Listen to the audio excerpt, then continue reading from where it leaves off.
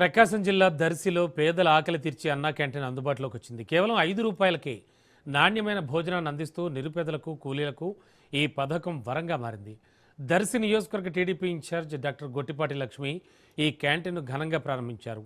ఆకలి లేని సమాజమే కూటమి ప్రభుత్వ లక్ష్యమని లక్ష్మి అన్నారు. రాష్ట్ర వ్యాప్తంగా మొత్తం 269 క్యాంటీన్లను పునః ప్రారంభించడం సంతోషకరమని పేర్కొన్నారు. గతంలో నిలిచిపోయిన ఈ పథకాన్ని మళ్లీ పట్టాలెక్కించిన CM Chandrababu, deputy CM Pawan Kalyan, మంత్రి లోకేష్లకు ఆమె కృతజ్ఞతలు తెలిపారు. అన్నా క్యాంటీన్ పునరుద్ధరణపై స్థానిక ప్రజల నుంచి విశేష స్పందన లభిస్తోందన్నారు.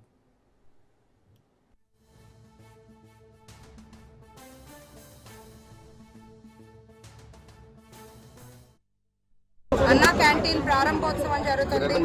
అన్నిట్లోకి అన్నదానం అనేది అత్యున్నతమైన దానం.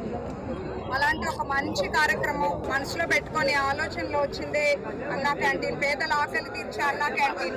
ఎప్పుడూ కూడా ఒక మంచి కార్యక్రమం చేస్తే ప్రభుత్వాలు మారినా అది కొనసాగించాలి. కానీ గత ప్రభుత్వం ఒక విధ్వంస పాలనకు నిదర్శనం. ఆకలి తీర్చే అన్నా క్యాంటీన్ నిలిపేశారు. మళ్ళీ మన కూటమి ప్రభుత్వం అధికారంలోకి వచ్చిన వెంటనే రాష్ట్ర వ్యాప్తంగా ఫస్ట్ ఫేజ్ లో 207 అన్నా క్యాంటీన్ స్టార్ట్ చేసుకున్నాము. ఇప్పుడు సెకండ్ ఫేజ్ లో 62. ఇప్పుడు మొత్తం స్టేట్ లో మనవి 269 అన్నా క్యాంటీన్లు రన్ అవుతాయి.